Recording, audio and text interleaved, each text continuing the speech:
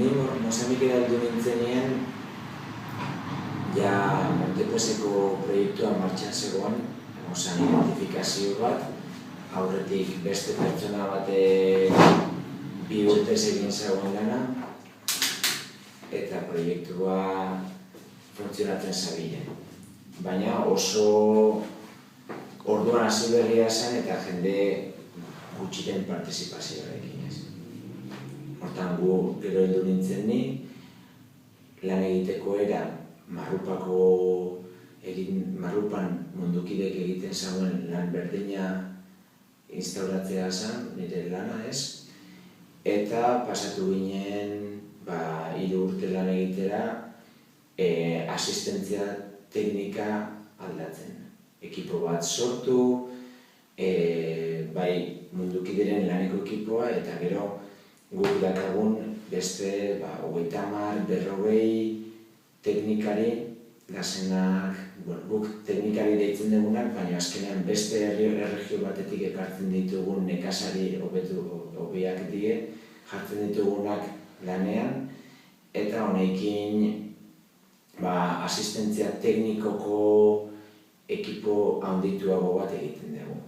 Eta hori zen nire bete beharra, eta emaitzak azkenean pasatu ziren, hasieran 5-10 hektareatako hortuak eukitzetik, nik utzi nagoenean 3. kanpaina zen, hortu gintzen, eta nik utzi nagoen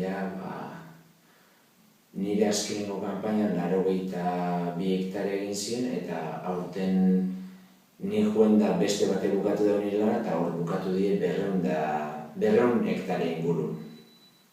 Hortan emaitzak nahiko argiak dierez.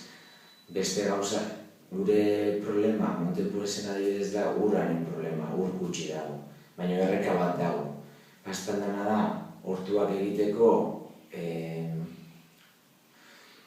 errekatik motobomba baten beharra izaten duzula. Hasieran, dala 3 urte ezinezkoa zen pentsatzea pertsona batek motobomba batek erosiko zegoenik. Saiatu ginen, elkarte txikiak osatzen edo motobombak erosteko danon artean, eta guk kreditu baten bitartez motobombak lortzen genituen eta eurak pagatzen zituen motobombak gero produkzioarekin, ez? Eta momentu honetan aurten 100 motobombatik gora saldu die Montepesen bakarrik, metodo honekin.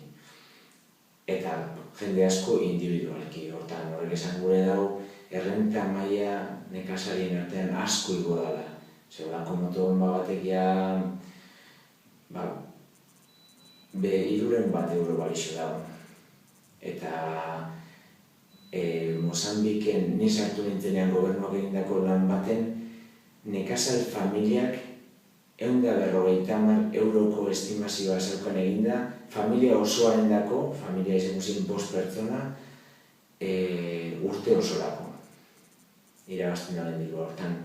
Baina 300 euro ordainduak badaue, esango daue hortik gehiago irabazten dutela, hortik gora dabiltzela errentan, hortan horrak ikusi daiteke aldakera, gobernuaren estimazioarekiko eta beste estimazio bat izango zen motobomben salketa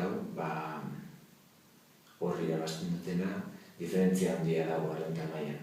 Hori izango zen gure baitzak, ez?